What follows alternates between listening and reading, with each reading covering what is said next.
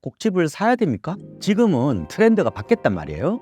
로컬에서 글로벌로 가는 거고, 부동산에서 금융으로 가는 거고, 대면에서 비대면으로 가는 방향이에요. 내가 해보니까 나 주식을 잘하는 것 같아, 나 코인을 잘하는 것 같아, 이렇게 하는 분들은 굳이 2025년에 집을 살 필요가 있습니까? 돈을 더 불려가지고 나중에 집을 사도 관계없지요.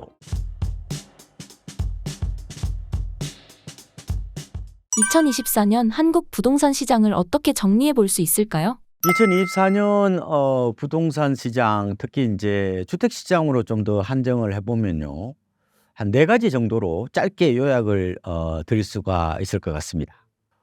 첫 번째로는 쏠림 현상이 매우 강해졌다는 겁니다. 지난해 보면은 거래가요 5, 6, 7, 8월에 한꺼번에 이루어진 겁니다. 그러니까 부동산 시장이 이게 연속적이지 않고요, 굉장히 불연속적이에요. 그리고 단선적이에요. 그러니까 한꺼번에 확 돼버리는 거예요. 이게 이제 호모사피엔스 시대의 두드러진 특징이라고 볼 수가 있어요. 실제로 이제 한국은행에서 발표한 주택가격 전망 CSI라고 있어요. 이 소비자 동향지수거든요. 이게 2024년 12월에 103으로 뚝 떨어졌거든요. 물론 기준치는 100입니다. 100이 넘어서면은 1년 뒤에 집값이 오른다고 보는 소비자들이 많다고 보는 건데, 이게 단기간에 너무 뚝 떨어진다는 거예요. 그래서 2024년 9월에 이게 119였습니다. 그런데 12월에 3개월 만에 이게 103으로 떨어졌으니까 이게 16포인트 어떻게 보면 하락했다고 볼 수가 있는 거거든요. 아무래도 이제 뭐 정치적 불확실성이라든지 금융시장 불안 이런 것 때문에 소비자들이 이제 움츠려 드는 거죠. 관망하는 이런 모습들이 나타나고 있고, 결국은 이게 이제 거래량하고 맞물리는 거예요. 그래서 거래량이 지금 지난 7월에 9천 건을 넘어섰다가 이제 연말 4분기 거의 3천 건대로 뚝 떨어졌다, 이렇게 보시면 될 것 같습니다. 그러니까 거래량이 줄었다는 것은 소비자들이 심리가 냉각되고 있다, 이렇게 보시면 되는데, 그것도 갑자기 이렇게 줄어드는. 그래서 부동산 거래나 이런 그 심리적인 측면에서 보면은 연착륙이라는 게 없는 것 같아요. 굉장히 경착륙. 그렇죠? 갑자기 훅 떨어져 버리니까 이런 모습이 나타났다고 보면 되고요. 2024년 부동산 시장의 2가지 키워드는 얼죽신입니다. 얼죽신 문화는 기본적으로 MZ 세대가 이제 주택 시장의 핵심 수요층이잖아요. 이들의 어떤 그런 공간에 대한 니즈, 이렇게도 볼 수 있을 것 같아요. 근데 이제 얼죽신이 나타난 이유를 제가 짧게 좀 드릴 텐데, 결국 풍요로운 시절에 태어난 선진국 국민이다 보니까 주거 만족의 중거점이 굉장히 높을 수밖에 없다. 그러니까 기성세대는 물만 잘 나와도, 난방만 잘 되어도, 외풍만 없어도 만족한다. 저도 그렇거든요. 저는 아침에 출근할 때 머리를 감잖아요. 그런데 따뜻한 물이 나온다는 게 저는 솔직히 감탄합니다. 감탄해. 엄청나게 복을 누리고 있는 거예요. 둘째로는 이제 현재주의적 어떤 가치관, 인생이 한 번뿐이라는 어떤 욜로, RFP DM, 그다음에 플렉스 소비, 이런 어떤 정서를 좀 반영하는 것 같아요. 현재의 어떤 행복이 훨씬 더 중요한 거죠. 물론 또 MZ세대들이 이 지능이 굉장히 높잖아요. 단군 이래 재무지능이 가장 높다는 세대인데, 지금 뭐 재건축에 돈 됩니까? 건축 많이 올랐지. 그다음에 재건축 초과이익 환수제에 따른 부담금 내야 되지. 그러면은 뭐예요? 이게 돈이 안 된다는 걸 아는 거 아닐까. 그러면 당연히 뭐예요? 재건축보다 신축을 선택하는 게 합리적인 행위일 수도 있는 거죠. 여러 가지 그런 공간을 대하는 태도라든지, 그다음에 가치관들이 좀 반영이 돼 있다, 이렇게도 보면 될 것 같고, 그리고 이제 요새 아파트 커뮤니티 시설이 잘 돼 있으니까요. 신축이 아무래도 잘 돼 있잖아요. 그래서 골프 연습장이라든지 수영장, 헬스장, 이런 것들이 잘 갖춰져 있으니까요. 그래서 요새 아파트 들어가 보면은 마치 유럽의 캐슬 같은 느낌이 들어요. 그 안에서 모든 게 다 해결되는 거. 그다음에 최근에 젊은 층을 제가 이 그 공간의 어떤 그런 욕망이나 아니면 소비 패턴들을 좀 더 연구를 해 보니까 확실히 집순이하고 집돌이가 많아요. 집을 사랑하는 세대, 집 사랑꾼이라고 보면 될 것 같아요. 그러니까 젊은 세대들에게 집은 콘크리트 쉼터이자 약간 힐링 공간이라는 거. 코로나 이후에 젊은 층 사이에서 인제 집코노미라고 그래서 집이 여러 기능을 한다는 거예요. 뭐 헬스도 하고 뭐 카페 그죠? 그다음에 사무실 기능도 하고 여러 가지 복합 기능을 한다는 걸 인제 인식을 하고 있고 그걸 또 어떻게 보면 문화를 이끌어 가고 있다고 보면 될 겁니다. 오롯이 요새 이런 얘기도 합니다. 그러니까 집콕족 혹은 뭐 올인룸족 방 안에서 모든 걸 해결하는 어떤 그런 경향이 있죠. 남성이나 여성이나 젊은 분들은 집에 이렇게 좀 어떻게 보면 기성세대 입장에서는 처박혀 있는 거 이걸 더 선호하는 것 같아요. 제가 그걸 보니까 왜 그런 거냐면은 집에 있어도 답답하질 않아요. 왜? 이게 오프라인은 닫혀 있지만 온라인은 열려 있잖아요. 제 아들도 보면은 모처럼 집에 오잖아요. 그러면은 새벽 2-3 시까지 그 게임을 해요. 그래서 저는 이해를 못 하겠는 거예요. 근데 그 롤하면서 있잖아요. 친구하고 거기서 이제 채팅을 하는 거예요. 그래 게임을 해야 친구를 만나는 거예요. 근데 기성세대는 어때요? 카페에 나가야 친구를 만나는데 확실히 이 집에 있더라도 이게 온라인만 모바일만 연결되면 어때요? 네트워크만 연결이 되면은 결코 심심하거나 외롭지 않은 거죠. 그죠? 배고프면 뭐예요?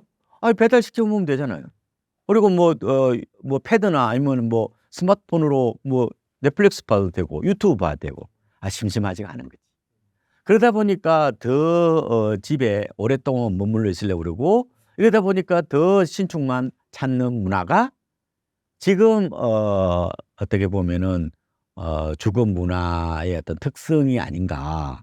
이것은 아마 새해에도 저는 계속되지 않을까 이렇게도 지금 보고 있는 겁니다. 그리고 이제 세 번째로 보러본다면은 바로 상급지 갈아타기 현상이 두드러졌다. 이제 갭 투자를 안 하고 내가 살 집 쪽으로 옮겨 타는 모습들이 많이 나타났죠. 지난해 1 월부터 9 월까지 서울에서 아파트값이 가장 많이 오른 곳이 성동구입니다. 그다음에 서초구인데 9.6% 올랐거든요. 뭐 서초구야 뭐 토지거래 허가구역으로 묶여 있는 곳이 거의 없으니까 아마 반사 이득을 좀 본 것 같고 성동구는 어때요? 옥수동하고 금호동에 신축들이 좀 많죠. 아니면 준신축이나. 그럼 맞벌이 부부가 딱 살기 좋아요. 왜? 광화문이나 강남 접근성이 어떤 좋다. 뭐 이런 것들이 좀 반영이 된 거죠. 그러니까 외곽 지역은 집값이 안 오르고 오히려 이런 도심 근접하거나 아니면은 이런 좀 가격이 비싼 곳 쪽에 집값이 좀 많이 오르는. 주로 이제 이렇게 보시면 돼요. 우리가 4-5년 전만 하더라도 주택 시장의 핵심 수요층이 20-30 대였는데 지금은 30-40 대라고 보시면 돼. 특히 40 대들이 시장을 이끌고 있다. 40 대는 뭐예요? 이제 초등학교 들어갈 거잖아요. 근데 갭 투자예요? 갭 투자하기에는 녹록지가 않죠. 서울에 지금 아파트 기준으로 보면은 매매 가격 대비 전세 가격 비율이 54% 밖에 안 돼요. 무슨 갭 투자를 해 지금. 그지? 그러니까 지금은 아예 그냥 내가 살 집을 하나 사라는 어떤 그런 경향. 당연히 옮겨 타기를 하는 거죠. 좋은 곳으로. 그게 있고. 그다음에 세 번째로는 아파트 압축 거래 혹은 아파트 쏠림 거래가 유난히 심했다는 거예요. 실제로 지금 2024년 1 월부터 8 월까지 지방 5 대 광역시에서 전체 주택 가운데 아파트가 거래된 비중이 86.2%입니다. 아파트만 거래됩니다. 이건 아마 새해에도 마찬가지일 겁니다. 왜 그럴 것 같아요? MZ세대가 세상의 주역이잖아요. 주택 시장의 주역인데 당연히 아파트에 대한 선호가 더 강한 거죠. 아파트와 부동산을 동일시하는 세대. 그렇죠? 아파트 아니면 결혼 안 하겠다는 세대. 시골에 읍면 가도 농가주택 살거나 단독주택 살지 않고 아파트 사는 세대. 이 세대가 시장을 움직이는 주축이기 때문에 아파트만 집중적으로 거래되는 현상들이 지난해에 두드러지게 나타났는데 올해도 아마 계속될 겁니다. 그리고 또 하나 봐야 될 거는 지역 양극화, 지역 차별화. 저는 이걸 지역 분화 현상이라고 말씀을 드리는데 같은 동네 맞아? 이런 얘기가 나올 정도죠. 광역시나 도 같은 이를 광역권이라고 그러는데 비슷한 흐름이 나타나는 게 아니라 지역별로 완전히 따로 움직이는 거예요. 그래서 평균 수치만 보면은 이제 착시 현상이 나타나고 그래서 평균의 함정에 빠지면 안 된다. 이렇게도 볼 수 있는데 지난해 1월부터 9월까지 보면요. 경기도가 아파트 실거래가 기준으로 한 3.3% 올랐습니다. 그런데요. 지역별로 뜯어보면은 엄청나게 온도차가 심해요. 안성이요. 4.7% 떨어졌고 평택이 3.8% 하락했습니다. 아무래도 반도체 쪽에 조금은 뭐 이상 신호들이 좀 나타나고 있고 또 미분양이 좀 늘어나고 있는 그런 측면도 있는 것 같고요. 그런데 같은 경기도인데 과천은 10% 올랐어요. 그리고 재밌는 것은 용인 같은 경우 보면요. 같은 시잖아요. 수지구가 3.3% 오르고 기흥구는 1% 올랐는데 처인구는 0.8% 떨어졌어요. 이거 어떻게 보면 이해가 안 되잖아요. 그래서 주택시장을 행정무역으로 볼 게 아니라 생활권적으로 봐야 되는 게 아닌가 이런 얘기가 이제 나오는 거죠. 지방이 안 좋다는 얘기는 여러분들 아마 보도를 통해서 많이 들으셨겠지만 부산을 좀 이렇게 밀착 한번 분석을 해볼까요? 부산은 지난해 1월부터 9월까지 아파트 실거래가 지수가 0.8% 하락했습니다. 근데 보니까 영도구, 사하구 이런 데들은 약간 도심 공동화 현상이 나타나고 있거든요. 그래서 4.3% 하락했어요. 그런데 재밌는 것은 실흥부촌으로 떠오르고 있는 수영구는 0.5% 올랐어요. 해운구도 보합세를 보였고 이런 현상들이 많이 일어나고 있습니다. 그래서 뭐 서울도 지금 워낙 이게 양극화가 좀 심한데 기울기는 다 우상향입니다. 그죠? 그런데 지역별로 굉장히 차이가 크죠. 아까 제가 성동구하고 서초구가 9.6% 올랐다고 말씀을 드렸는데 도봉구는 2.6% 올랐거든요. 그러면은 서초구하고 성동구와 도봉구 간의 상승률은 3.7배가 차이 나는 거예요. 그럼 왜 이런 현상이 나타났을까? 이거를 제가 분석을 해보면은 첫 번째로는 시중에 유동성이 많지 않다는 거예요.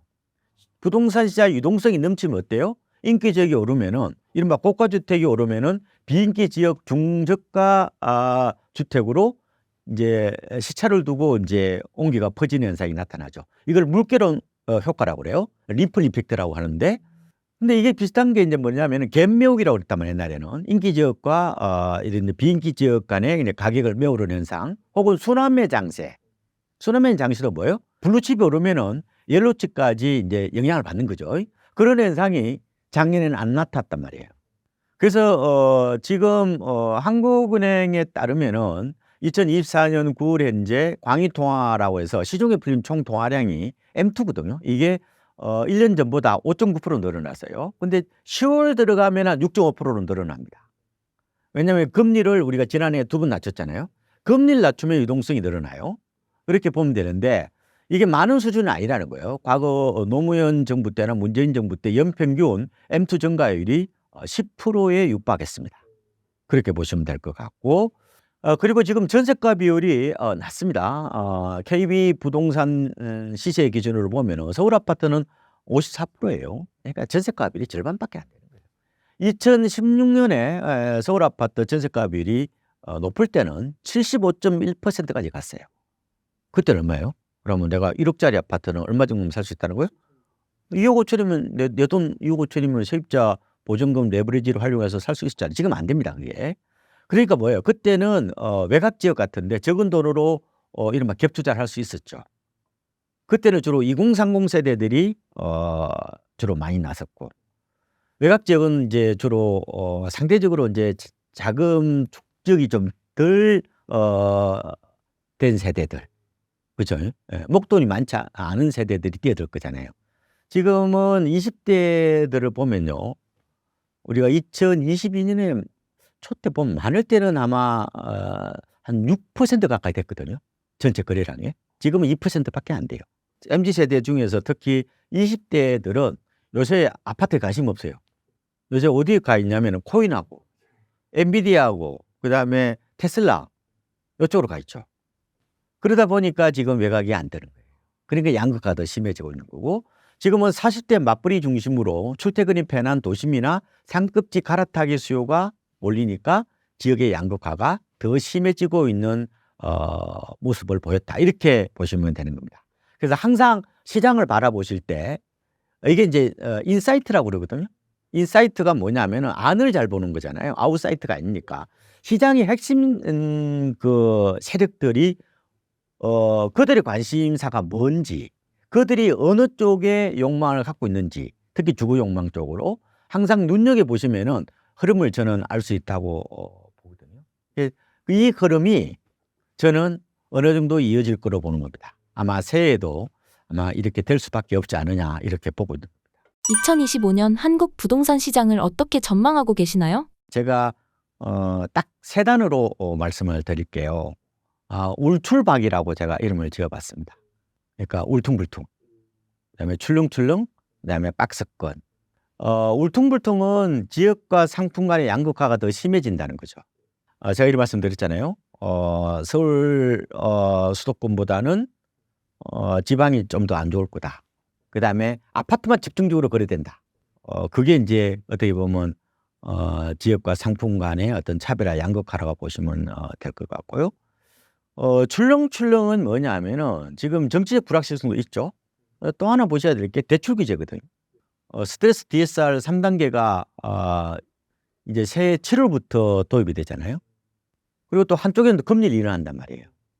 그래서 아마도 제 생각에는 새해 부동산 시장에 아마 트라이앵글 변수가 정치적 불확실성, 그다음에 대출 규제, 금리 인하로 보셔야 되고, 뭐 정치적 불확실성을 좀 빼버리면은 아마 대출 규제와 금리 인하 간의 시소 게임이 이제 벌어질 거다. 그리고 어때요? 출렁출렁거린다는 게 무슨 말이에요? 그러면은 금리 인하를 하면 어때요? 시장이 조금 옹기를 좀 돌겠죠, 그죠? 그래야 좀 늘어날 수도 있고 가격도 일부러 좀 오를 수도 있는데 어때요? 대출 규제를 하면 어때요? 다시 또 이렇게 움츠러드는. 그래서 그런 출렁출렁하는 모습이 나타날 거로 보이고, 그다음에 마지막으로는 박스권인데요. 저는 큰 폭의 하락도 힘들고 급상승도 힘들다고 보는 겁니다. 왜냐하면은 아까 시소 게임이라고 말씀드렸잖아요. 그러면은 새해의 상승 요인이 뭐냐? 이 공급 부족 불안 심리에다가 금리 인하란 말이에요. 근데 공급 부족 불안 심리는 침체기 때는 대체적으로 잠재해 있습니다. 이게 화랑기 때나 혹은 회복기로 접어들면 한꺼번에 반영이 돼요. 그런 모습이 있는데 지금 서울 기준으로 바라보면은 고점이 2021년 10월이거든요. 이때 대비해서 90% 정도 회복했습니다. 우리가 2023년 1월부터 2024년 지금 10월까지 보면요, 가장 최근 통계인데 저점 대비 19% 올랐어요. 많이 올랐단 말이에요. 그게 지금 막 또 달리기는 힘들어요. 그렇게 보시면 될 것 같고, 지방도 안 좋긴 한데 지방은 오히려 대출 규제보다 금리 인하 효과가 좀 큽니다. 집값이 싸니까. 여러 논문을 보면 나와요. 그래서 지방도 안 좋긴 한데 막 그렇게 막 곤두박질 치기보다는 그냥 바닥을 다지는 뭐 그런 양상이 되지 않을까 이렇게 이제 예상을 해보고 있는 겁니다. 현재 시장 상황에서 어떤 것들을 준비하면 좋을까요? 시야를 좀 더 넓혀보면요. 거인의 어깨 위에 좀 올라가 보면은 부동산 중에서 꼭 집을 사야 됩니까? 그거에 대해서 한 번 더 되짚어 볼 필요가 있어요. 그러니까 지금은 트렌드가 바뀌었단 말이에요. 자, 지금 큰 트렌드는 뭐냐면은 바로 로컬에서 글로벌로 가는 거고, 그다음에 부동산에서 금융으로 가는 거고, 대면에서 비대면으로 가는 방향입니다. 부동산이 대표적으로 로컬 자산이면서 대면 자산이죠. 그러면은 내가 집을 왜 사냐는 거예요. 집을 산다면은 재테크라는 생각을 하지 마시고 내가 그냥 순전히 나의 홈을 장만한다고 생각하시면은 그거는 시기를 따질 필요가 없어요. 그런데 일반적으로 그렇게 생각 안 하죠. 대부분이 아마 자산 증식 목적이 좀 더 강할 겁니다. 제가 홈과 하우스의 균형을 맞추라고 했지만 대부분 분들이 아마 하우스를 적어도 70~80% 정도 끌고 갈 겁니다. 그러면은 결국 수익률 문제잖아요. 자, 그러면 부동산은 결국 그 나라 경제 펀더멘탈을 반영하는 거예요. 1%밖에 성장하지 못하잖아요. 그리고 이미 많이 올랐어. 집을 사시려면은 지금은 절박하고 간절해야 돼요. 왜 사야 되는데요? 옛날에는 내 집 마련이라는 것은 삶의 통과의례였어요. 필수 과정이었어요. 옛날에는 뭐예요? 연애를 하고 결혼을 하고, 그렇죠? 아기를 놓고 집을 장만하는 게, 그렇죠? 누구나 다 거쳐야 되는 일종의 보편적인 삶의 어떻게 보면 계단 같은 거였잖아요. 지금은 뭐 결혼도 안 하고 뭐 애도 안 놓는 시대 아니에요. 물론 그렇게 하는 것보다 이왕이면은 내 집 있으면 좋죠. 그래서 삶의 만족도라든지 이런 게 다르지만 만약에 수익률적인 측면에서 보면은 좀 달리 생각해 보시라니까요. 최근에 그 OECD에서 발행한 보고서를 보니까 미국의 ICT 정보기술 산업의 연평균 성장률이 9.5%예요. 당연히 그러니까 젊은 세대들이 엔비디아로 몰려가고 양자 컴퓨터로 가고 그렇게 하는 이유가 있는 거죠. 토마스 피케티가 쓴 21세기 자본이라는 책을 보면은 글로벌의 연평균 주식 수익률이 7에서 8%고 부동산은 3에서 4%밖에 안 돼요. 그래서 제가 말씀드리고 싶은 거는 진짜 내가 집을 산다 그러면은 싸게 사지 않는 이상은 차라리 금융시장 쪽으로 가는 게 더 나을 수도 있겠다는 생각이 들어요, 저는. 우리가 4-5년 전만 하더라도 영끌 비투, 비테크 뭐 있잖아요. 영끌 매수 이런 게 유행어였죠. 요새는 그렇게 하는 분도 계시지만 약간 우회 전략을 펴시는 분들도 많은 것 같아요. 옛날에는 보세요. 내가 만약에 서울 아파트가 12억이면은 대출을 한 5억씩 내는 거야. 그래가지고 뭐예요? 빚이 좀 쪼들리죠. 그래도 어쨌든 내가 허리띠를 졸라매 가지고 꼬박꼬박 갚아 나가면서 어느 순간 뭐예요? 빚이 다 갚여져 있으면은 내가 이제 부자가 되는, 이걸 이제 콘크리트 강제 저축 행위라고도 하거든요. 뭐 그렇게 해서 내 집도 장만하고 돈도 벌고 하는 게 하나의 일반화된 어떤 그런 툴이었단 말이에요. 근데 요즘은 그렇지 않아요, 요새는. 요새는 30대들 보면은 자금 조달 계획서 같은 거 보면은 전체 주택 매입 금액의 17%가 주식하고 채권이에요. 지금은 그러니까 과거는 좀 방식이 달라진 것 같아요. 옛날에는 하나만 강요하는 시대였다면은 지금은 뭐예요?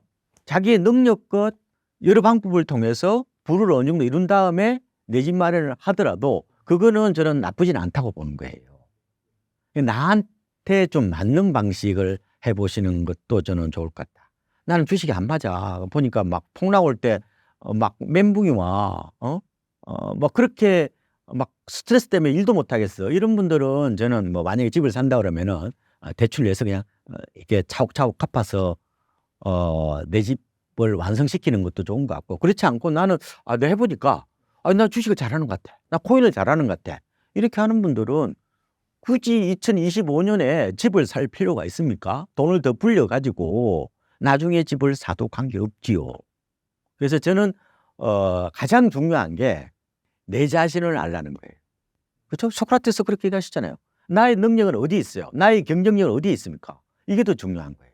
그래서 제가 지금 주의해야 될 리스크는 하나의 방법은 없다는 거예요. 그러니까 결국은 뭐예요? 내가 부산이든 서울이든 뭐예요? 가는 방법은 여러 가지 있잖아요. 옛날에는 다 뭐예요? 뭐 고속버스 타고 갔지만 이제는 KTX 타고 비행기도 타고 심지어 자전거 타고 가는 사람도 있고 오토바이 타는 사람도 있고 심지어 시내버스 타고 뭐 서울에서 부산까지 가는 사람도 있더만요. 네, 걸어서 가는 사람도 봤어. 다양한 방법이 있기 때문에 가장 중요한 게 내가 잘하는 게 뭐냐. 좀 더 솔직해지라는 거예요. 왜? 결국은 내 집 마련이 겉으로 보면은 뭐 사는 곳이다. 실제로 아마 이 사람들이 굉장히 이중적이죠. 자기 자신한테 거짓말을 하는 거예요.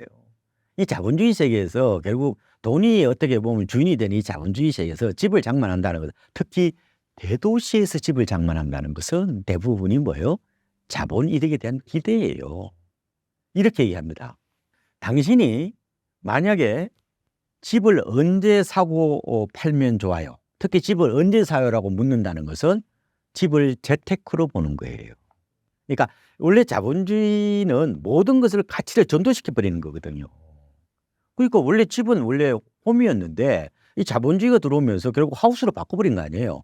지금 모든 것을 다 투자 대상화하고 있는 거 아닙니까? 지금 심지어 뭐예요?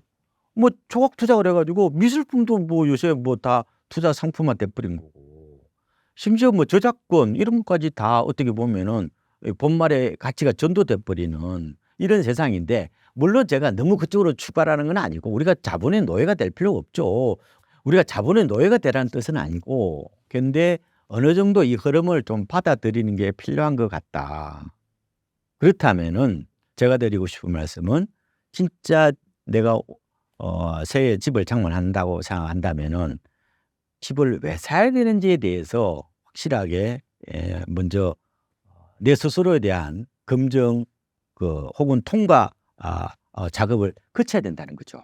만약에 집은 반드시 지금 안 사고 나중에 돈을 더 불려 가지고 그때 가서 사도 돼요. 다만 이거는 주식은 기본적으로 변동성이 굉장히 강한단 말이에요. 이 잘못하면은 이 공중으로 다 날아가 버리는 이 종이 자산 같은 거란 말이에요. 이게 페이퍼 에셋 같은 거예요. 잘 하셔야 돼요 그거는. 내 스타일을 보고 아까 그래서 내 경쟁력을 보고 판단하시라는 말씀을 드린 거잖아요. 이런 거 똑같은 거예요. 부동산은 바이 자산인데 주식은 종이 자산이란 말이에요.